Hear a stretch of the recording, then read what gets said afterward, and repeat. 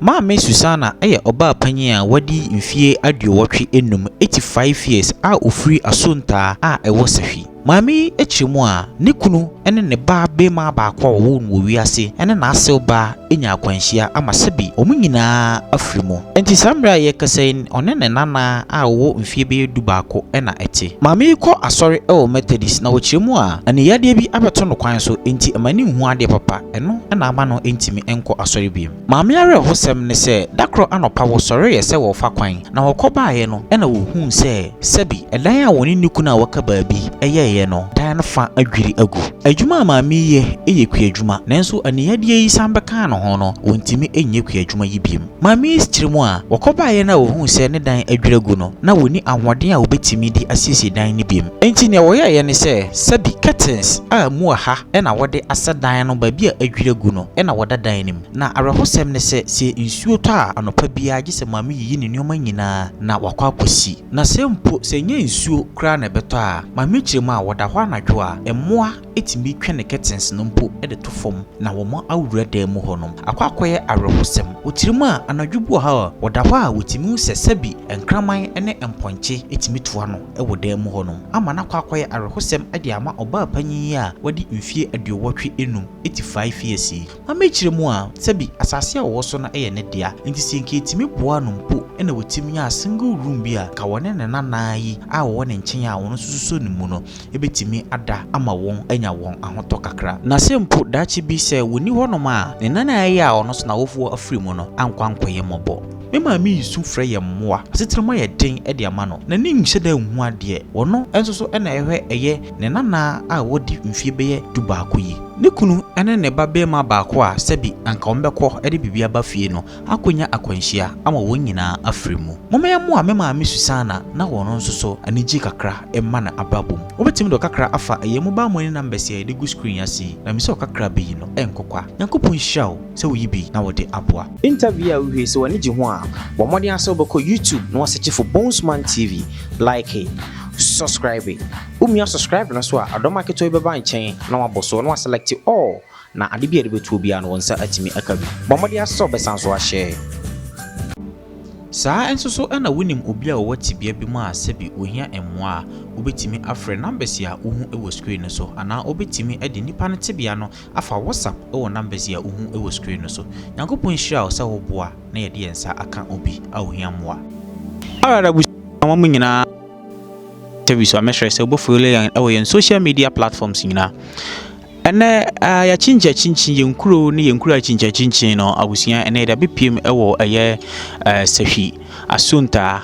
na asonta me we ne me maame baako ene bidi nkomo na ono so ne hawa wo mu no abusia yene na che ne hu kwan befa so a yebesi aboa no ene maame wa ha me ne betwetwe nkomo na ono so ne hawa wo mu no yene no adi nkomo maame etesen amena don na baje frozen acha fa me amago ama ago na wadaruma wadi mfie be sen be mfie be aduotwe 80 years 80 years wo 80 sim yes mekanisa okay ufikrumwa mifi benchema na ahanzwe na ba mikunu wa ha mikunu wa wu ukuna kabavo ni fie ni okay na o ma abi ma wo ba ku no wu ya ben wu bi me wo ba ku wono akaba bi nso ma wu bi na juma be na hoye nya juma bia unya juma bia afuel mu na ya me yen kakran sisi aso mani mintimi nko ba bia na kwa sorry ben nko matadisi we metadisi ni uta kwa sorry sisi amani ni mintimi nko wani ni ntimi nko na ya ba ya hu se wodan no enche mu ha adwiragu e ba ne sen na me da hwa wia am se me sorry ya baby ka chem se bi a sorry na am sorry ntim sorry am ko abonten me ba na abu nti ebu awia na me dedem hokura ti oda hwa na ibi chira se sorry ko abonten ti ukoba ye na hu se dan na adwiragu adwiragu inside na book or outside sa akwa kire se ene se enye ayi nyame pa de anka me anka buba inside anka bibi ti eba ne sa na manso mo de curtains na achichire ho no akwa sere obi no de chichire ho maame obi na de ne curtains abachichire ho maame de anam de mo obi no de chichire maame me kwa sere no nti se na dan na ye ne sa na adam me da ho nsuo kura to no ehwe me no ma ni nyina afa na pia ma hata na ha no nsuo to no ya na ehwe wo fo ne ma no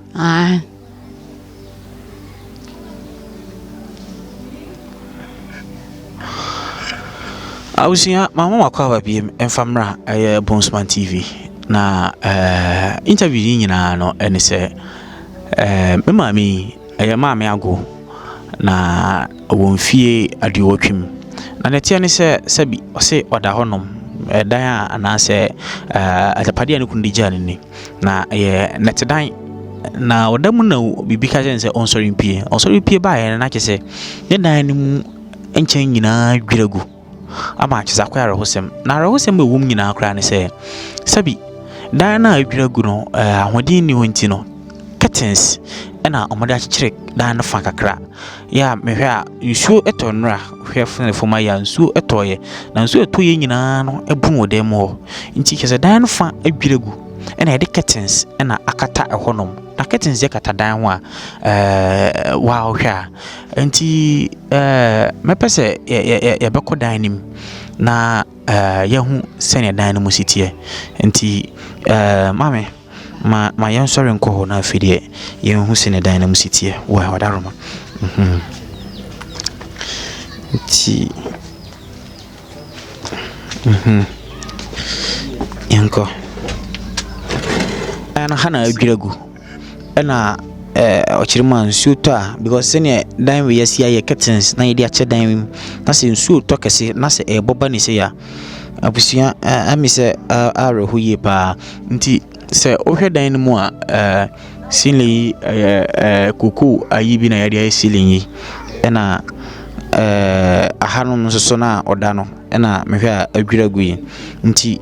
na akwakoye arahosem ye pa alright nti abusia sei na me maame yi ni dan mi esitie ti empa ba ko a sabi obeda so no ena akwakoye awotina se tu nti sese unko ana wote ana se uni obinati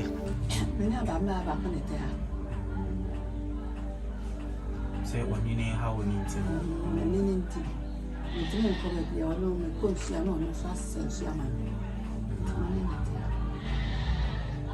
nti si no na nda so da